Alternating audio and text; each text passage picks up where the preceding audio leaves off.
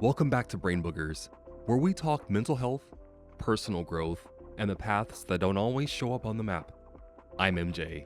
Today, we're talking about Lammas, also known as Lughnasadh, the first harvest of the Wheel of the Year. And I want to start with something real. Growing up Pentecostal, there was a concept that never got named directly, but was absolutely everywhere. It was called Not Yet. You couldn't celebrate anything too loudly before it was complete. You couldn't announce a blessing before it fully materialized. You couldn't say, I made it, before you crossed every finish line. Because if you did, that was pride.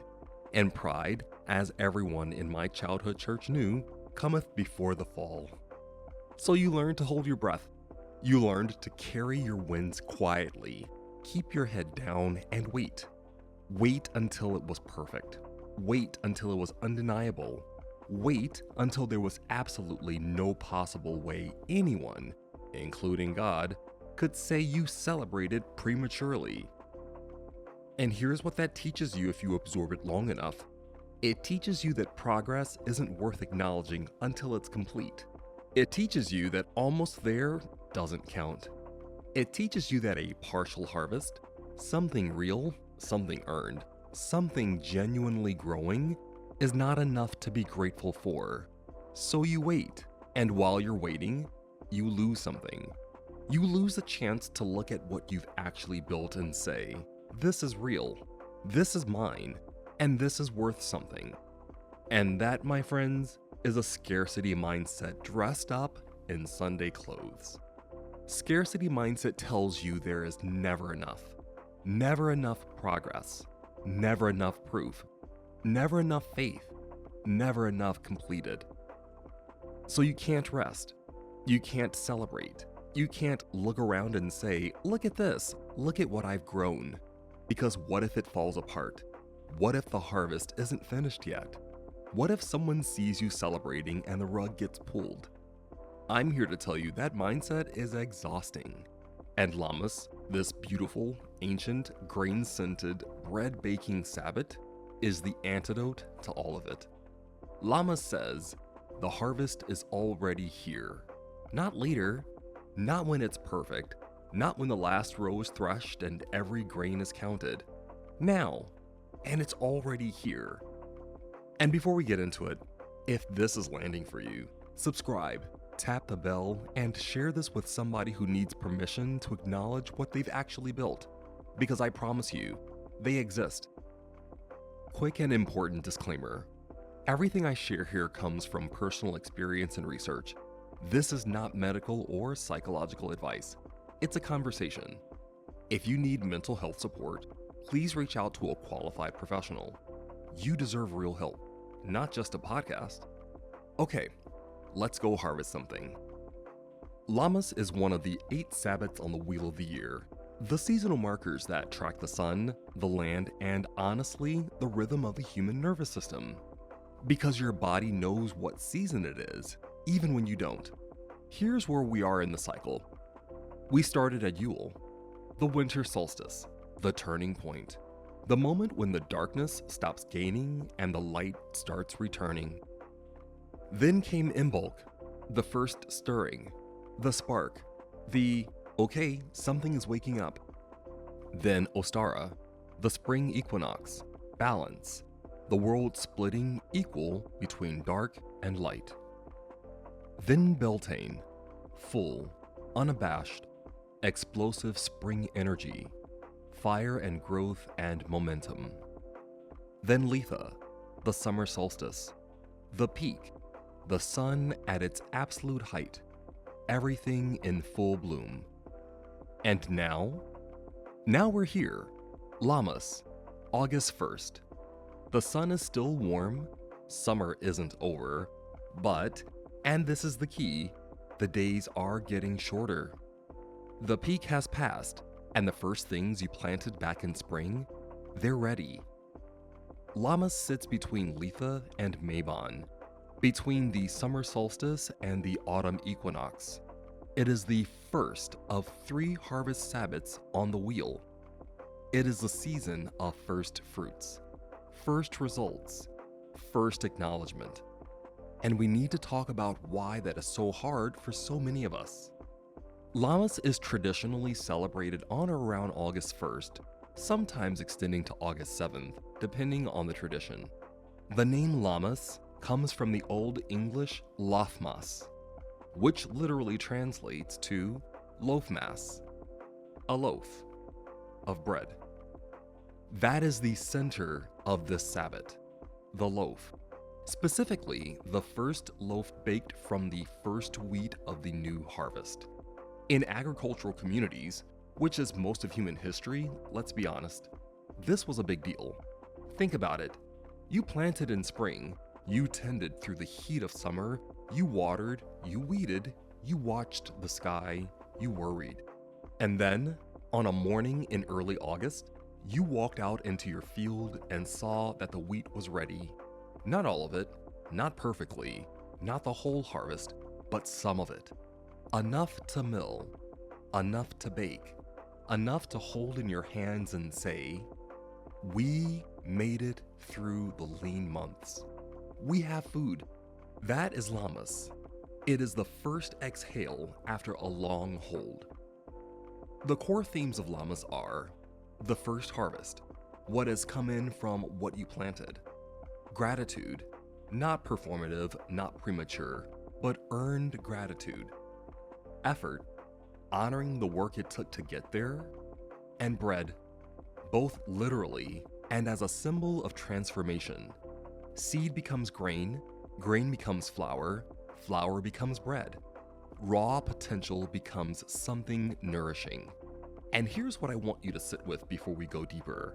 Lammas doesn't require the harvest to be finished.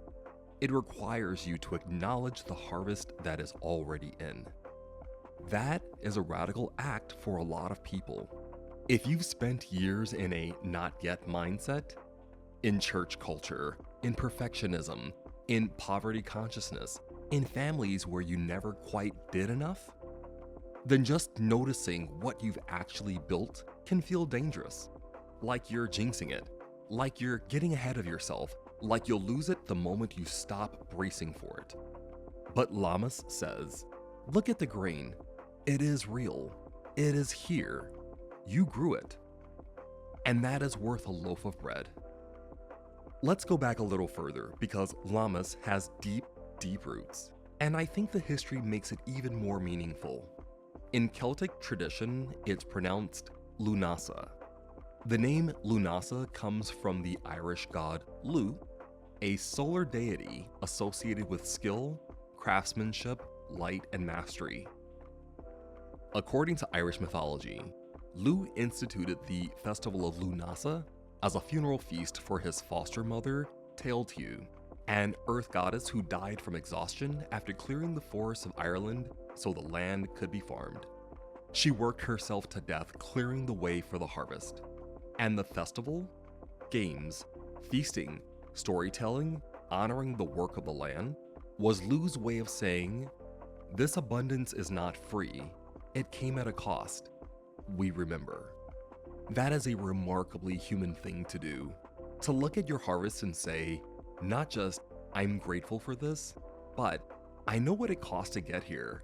I honor that cost. Lammas is rooted in the agricultural calendar, which governed human life for thousands of years. The grain harvest was the central event of the year. In early August, the first wheat, barley, and rye were cut. Sheaves were bound and stacked in the fields, the grain was milled, and the first loaves were baked.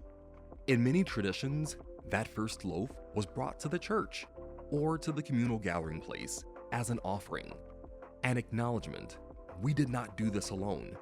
The rain, the sun, the soil, the neighbors who helped, the ancestors who taught us, all of that contributed to this loaf. And here's what I love. Every culture on earth has a version of this. The ancient Romans celebrated Consuelia, a harvest festival honoring the god of grain storage. They literally decorated their working animals with flowers and garlands and gave them the day off. The ancient Israelites celebrated Shavuot, the Feast of Weeks, marking the first wheat harvest. It's described in Leviticus, in Deuteronomy. Bring the first fruits of your harvest as an offering. Don't wait until it's all in. Bring the first. In West Africa and throughout the African diaspora, yam festivals, like the Homowo of the Ga people in Ghana or the New Yam Festival of the Igbo, are major communal celebrations of the harvest. Food, music, gratitude, and ancestors remembered. The Lakota held summer ceremonies tied to the buffalo harvest. The Chinese celebrated the Hungry Ghost Festival and the Moon Festival in late summer. The Japanese have Obon, a summer festival honoring the return of ancestral spirits tied to the agricultural cycle. Every culture that has ever farmed, which is almost every human culture, has had to build a ritual around this moment, the moment when the work pays off. Because it is psychologically, spiritually, biologically necessary to stop and say, "This grew. We grew it. We acknowledge that." Your nervous system needs the harvest ritual as much as your ancestors needed the grain. We'll come back to why. One more piece of Lammas lore that I find fascinating: there's an old English folk tradition tied to the grain harvest called John Barleycorn. John Barleycorn is a personification of the grain itself, specifically barley, which becomes bread and ale and whiskey. The old folk songs tell his story. He is buried in the earth, suffers through winter, rises in spring, grows tall through summer, and then, at harvest, he is cut down, threshed, crushed, transformed. And from his death comes nourishment. From his transformation comes something that sustains the whole community through the cold months. There's something deeply resonant about that, isn't there? The thing that gets broken down becomes a thing that feeds you. The difficult season, the hard work, the sacrifice, it doesn't just disappear. It gets transformed into something that sustains. That's Lammas. That's the first harvest. Let's talk about the symbols of Lammas, because they're beautiful, they're grounded, and you can use them to tune your nervous system to the energy of the season, even if you live in a high-rise in downtown. The most central symbol of Lammas is grain. Wheat, barley, oats, corn, rye, bundled sheaves of grain tied with twine. If you've ever been to a farmer's market in August and felt weirdly moved by a stack of dried wheat stalks next to some peaches, congratulations. Your nervous system recognized a Sabbat. Grain as a symbol carries layers: potential, growth, transformation, community. A single seed becomes hundreds of seeds. Work put into the ground comes back multiplied. Something raw and inedible becomes bread, nourishment through effort and transformation. Bread is the tangible symbol of Lammas, the loaf, the thing the harvest becomes. There's a reason humans use bread as a symbol of provision in so many traditions, from the Lord's Prayer to Passover matzah to communion to naan shared between hosts and guests as hospitality. Bread requires many hands, many steps, and time. It is patient. It is communal. It sustains. Lammas is the first signal that summer is tipping toward autumn. The sun is still strong, you're not in the cold yet, but the days are visibly shorter than they were at Letha. The light is beginning to soften and turn golden. That golden quality of late summer light, that amber hue in the afternoon, is a Lammas signature. It's beautiful, and it carries a kind of tender awareness. This is not permanent. Enjoy it now. As we talked about earlier, the Sith is a Lammas symbol, not of death and gloom, but of harvest, the cut that enables transformation. Whatever you're harvesting in your life right now, whatever you've been tending all year, at some point, you have to make the cut. You have to decide, this is done. This is ready. I'm going to take it in. Another Lammas symbol is the cornucopia, the horn of plenty, overflowing with fruits and vegetables. What I find meaningful about the cornucopia is that it's always overflowing, not contained, not carefully rationed, spilling out. It is the symbol of abundance that exceeds what you expected. Which brings us back to that scarcity mindset we talked about at the top. Scarcity says, hold it tight. There might not be enough. Be careful.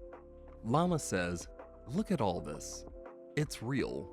And there's more where that came from. Alright, this is one of my favorite parts of any Sabbat episode because this is where it gets sensory. This is where the season stops being a concept and becomes something you can actually feel. For example, in colors. The palette of Lammas is warm. It's golden. It's late August amber. Gold is the primary Lammas color. Wheat gold, harvest gold, the yellow of sunflowers fully open.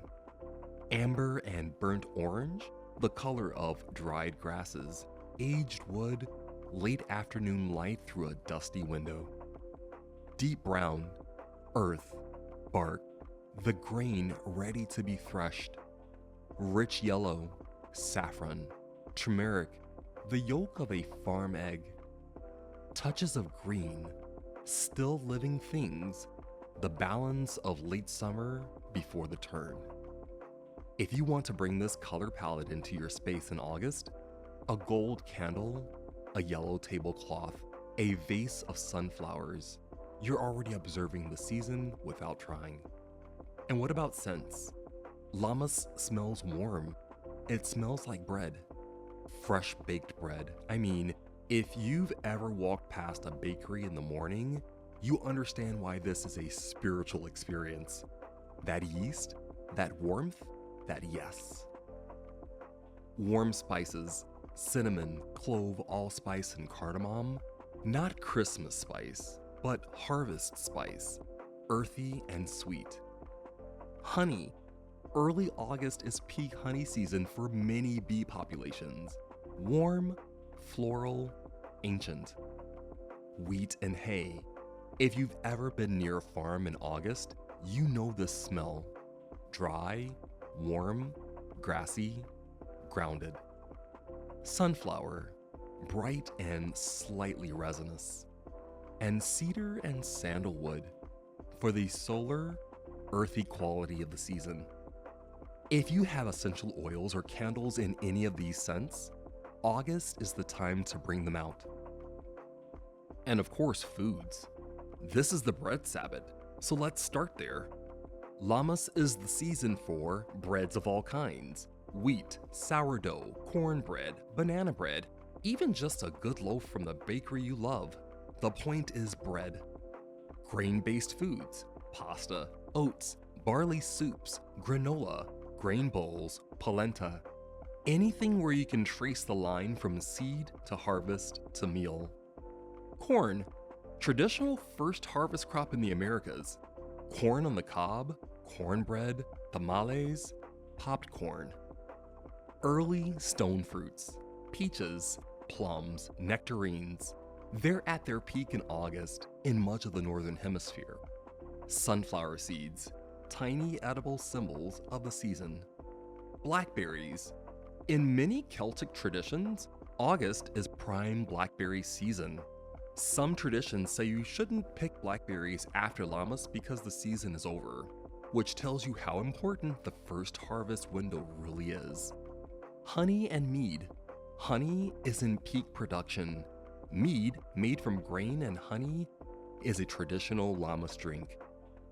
Beer and ale. Grain fermented into celebration. John Barleycorn, remember? So, you don't need a specialty store to celebrate this season. A loaf of bread from the grocery store, a peach, a bag of sunflower seeds, a yellow candle. That's enough. More than enough. The season doesn't require a receipt to validate it. So let's talk about how to celebrate. And this is always a section I love most because this is where we make it real and personal. So let's break it down for the city dweller, nature lover, solo celebrant, and group gathering. Something for everyone. I know some of you are listening to this on a subway or in a 400 square foot apartment, and I want you to know you don't need a field. Bake bread or buy a beautiful loaf. This is the most direct Lammas ritual available to anybody. You walk into a bakery and you get yourself some bread. If you bake it yourself, there's something genuinely meditative about the process. Kneading dough is a sensory, grounding practice. It's hard to spiral into anxiety when you have flour on your hands and something that smells incredible is rising in your kitchen.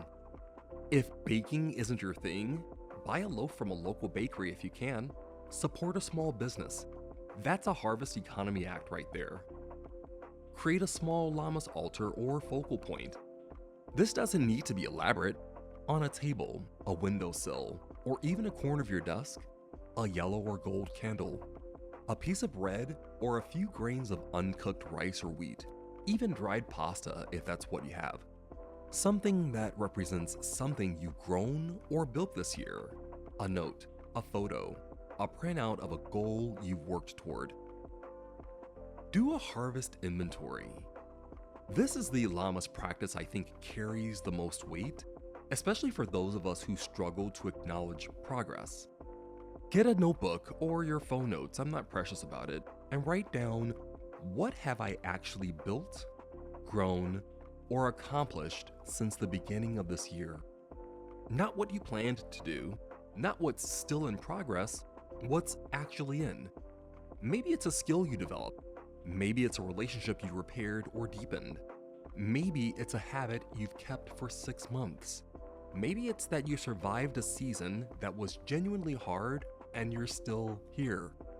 That is a harvest. Write it down, look at it, say it out loud if you can. This is the urban Lammas ritual. You don't need grain, you need honesty. Now, if you have access to green space, a park, a trail, a beach, a backyard, this is a beautiful time to be outside. Take a late summer walk with intention. In early August, if you look closely, nature is showing you the harvest in real time. Trees are heavy with leaves, but the first ones are yellowing at the tips. Wildflowers are going to seed. They've bloomed, and now they're transforming into next year's potential. Gardens are producing heavily.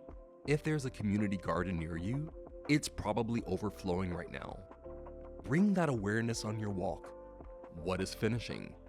What is ripening? What is transforming? Find sunflowers. Sunflowers are the Lammas flower. They are literally turning their faces toward the late summer sun. They're tall and bold and covered in seeds, which are simultaneously the fruit of this season and the potential of the next. If you can buy a sunflower in August, do it. It will do something to your nervous system. Collect seeds or grains if it's available to you. Some parks and community green spaces have wild grasses going to seed in August. Some farmers markets will have stalks of grain bundled for sale. Holding a handful of seeds and really thinking about what they represent, the whole cycle from potential to growth to harvest to new potential, is a genuinely meditative act. Now, for my introverts, for my solo practitioners, my people who are doing this work in the quiet, the Lammas letter. Write a letter to yourself, from the version of you who planted the seeds in January or February. What did that version of you hope for? What did they work toward? What are you, right now, actually holding as a result of that work? This can be emotional. That's the point. When you close the gap between what I hoped for and what I actually built, you sometimes find you're further along than you gave yourself credit for. And sometimes you find the gap is wide, and that information is useful too. It tells you something about what needs adjusting before the next season. A Lammas toast. This is simple, and I love it for solo practice. Make yourself something to eat or drink. Bread and honey, peach and tea, corn on the cob, and a cold beer. Whatever resonates with you and the season.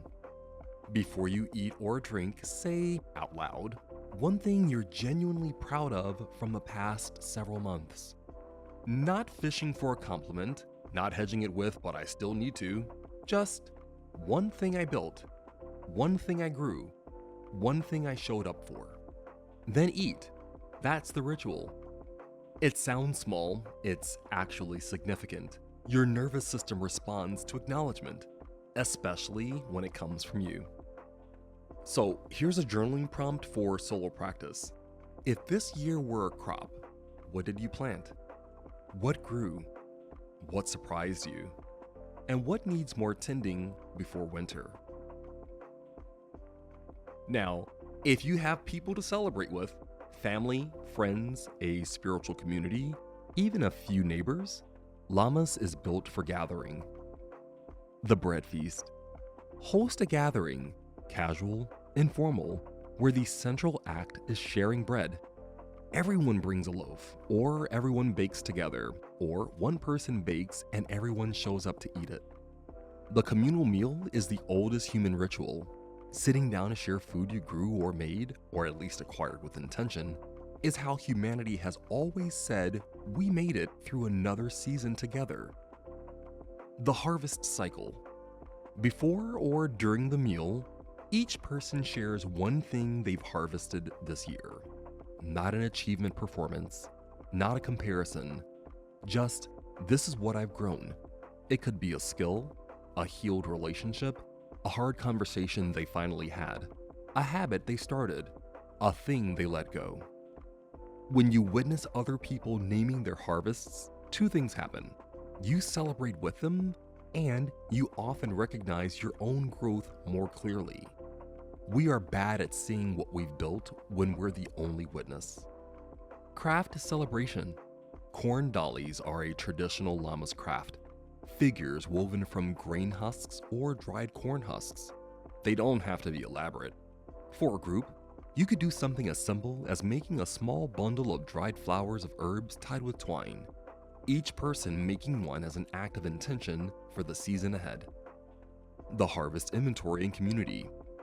If you have a close enough group, you could do the harvest inventory together. Sit with a journal or a paper. Each person answers, "What have I grown this year?" And then you share. It can be powerful. It can be tender. Bring snacks.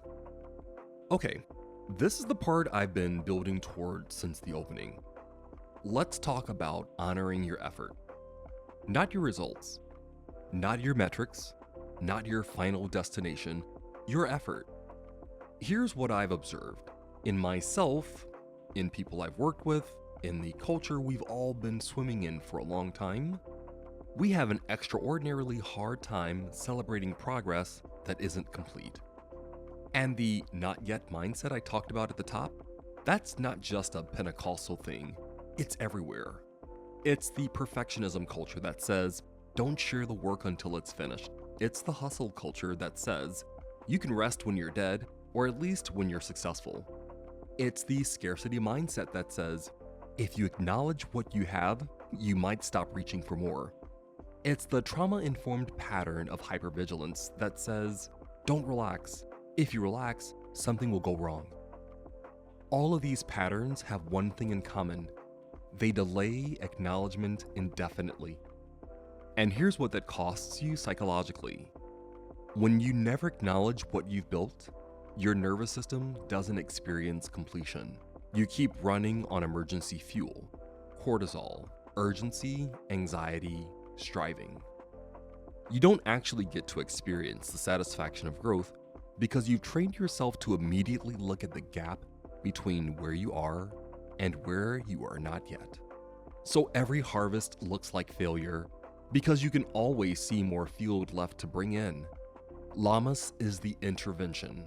Lammas says, stop, look, what is already in, not as a reason to stop striving, not as an excuse to give up on the rest of the field, just as a true accounting. Because here's the thing about a harvest inventory, when you actually look at what you've built, you often find more than you knew was there. We are genuinely bad at tracking our own progress when we're in the middle of it. We discount the small stuff. We forget what we started with. We compare our beginning to someone else's middle and decide we haven't grown. The harvest inventory forces you to compare your beginning to your right now. And most of the time, not always, but most of the time, that comparison is more generous than you expected. So here's the second piece. What needs adjusting before the next season? Lammas isn't just celebration, it's honest assessment. A farmer doesn't just say, "Look at this beautiful grain." They also say, "This row didn't come in. That soil was wrong. Next year I plant something else there." That's not self-criticism, that's data. Healthy harvest thinking holds both truths at once. This grew and I celebrate it. This didn't grow the way I expected, and I want to understand why. That's the difference between a growth mindset harvest and a scarcity mindset harvest. Scarcity looks at what didn't come in and says, "I failed." Growth looks at what didn't come in and says, "What does that tell me? What do I try differently?"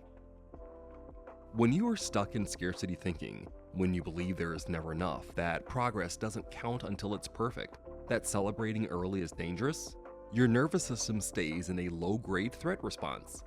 You're not in full fight or flight, but you're not in rest and digest either. You're in that chronic mid-range tension where you're always scanning for what's wrong, always bracing for the rug pull, always measuring yourself against a standard that keeps moving. That is exhausting. In Lammas, the act of stopping, looking at what's real, and acknowledging it is a genuine nervous system reset. It tells your body, we made it to the harvest. The famine did not come. The work paid off. We have food. We have something real. We can exhale. You don't have to use those exact words, but you do have to be willing to look. Alright, so I've got some reflection prompts for Lammas, and I want you to sit with these, not as homework, but as an invitation. Take a breath first. The first prompt is, what have I grown this year? Think about August of last year or January of this year. Where were you? What have you built, shifted, healed, learned, created, or survived since then? I'm not talking about a highlight reel. I'm talking about real, quiet, honest accounting. What is already in the barn? Here's your second prompt. What needs adjusting before the next season?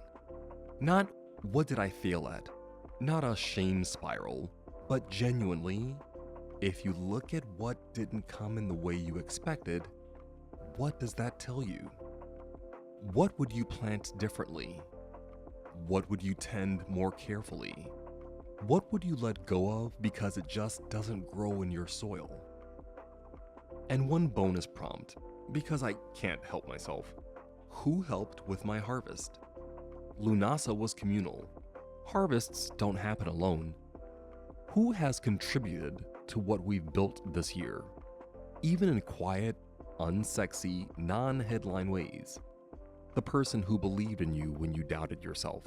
The person who told you the hard truth you needed to hear. The community, even an online community that witnessed your growth. Is there someone you haven't told lately, thank you for being part of what I'm building? This is the mental health reframe of Lammas. You don't have to be a pagan or a witch or anything other than a human being who wants to live with more gratitude, more honesty, and less chronic bracing. The harvest is for you. Acknowledge it. Okay, so we covered a lot of ground today. We talked about the scarcity mindset that keeps us from acknowledging progress. We traced Lammas back through Celtic tradition, agricultural roots, global harvest festivals, and the mythology of John Barleycorn. We explored the symbols, grain, bread, the waning sun, the cornucopia. We settled into the palate and scents and flavors of late summer. We found ways to celebrate in the city, in nature, in solitude, and in the community. And we sat with the mental health reframe that I think is the heartbeat of this Sabbat. Honor your effort. The harvest is already here. Stop waiting for perfection to look at what you've actually built. That perfectionism voice that says, not yet, I understand it. I carry it too. But it's not the voice of wisdom. It's the voice of fear dressed up as discipline. The wisdom is Lammas. The wisdom is look at the grain, bake the bread, share it with someone, say thank you. That's it. That's the whole thing. If this episode meant something to you, subscribe, leave a review, tap that bell, and share it with somebody who needs permission to acknowledge their own harvest. Because those people are everywhere, and they're waiting for somebody to tell them it's okay to look. And if you want to go deeper on any of the topics we've touched today, the neuroscience of scarcity mindset, attachment and its relationship to perfectionism, how our upbringings shape our relationships to success and celebration, subscribe and stay close because those are episodes that are coming. We're not done. We're just harvesting in order. Coming up next on the Wheel of the Year, Mabon, the autumn equinox, the second harvest. If Lammas is the first exhale, Mabon is the balance. Equal day and night, the moment when the scales tip, the time to figure out what you keep, what you release, and what you carry into winter. It is a beautiful and honest Sabbat, and I cannot wait to talk about it with you. Until next time, keep growing, keep reflecting, and remember, every season has something to teach us. And join me next time where we engage in discovery, introspection, and growth so that we can get, be, and stay nosy. I'm MJ, and this is Brain Boogerz.